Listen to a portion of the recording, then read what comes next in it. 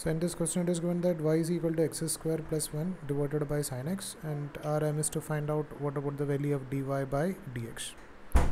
So we know that if it is in the form of one function divided by another function, then for the calculation of dy by dx, we'll write the equation as denominator into differentiation of numerator, that is du by dx, minus numerator into differentiation of denominator divided by the square of denominator. That will give the value of this dy by dx according to that division rule.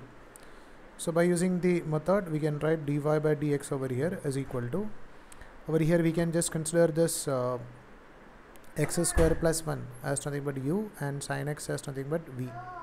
So we can write this is equal to sin x into differentiation of numerator.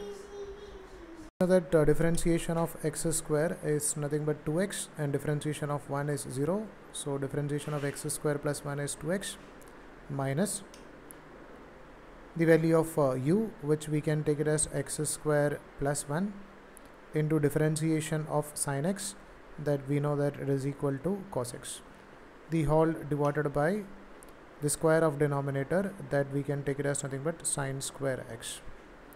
Now we can just rearrange this according to the given option. Sin x divided by sin x, so we can just cancel one sin x over here. So 1 by sin x can be written as nothing but cosec x. So we can write it as nothing but 2x into cosec x minus x square plus 1 into cos x divided by sin square x. 1 by sin square x can be written as nothing but cosec square x. So this will be the final answer.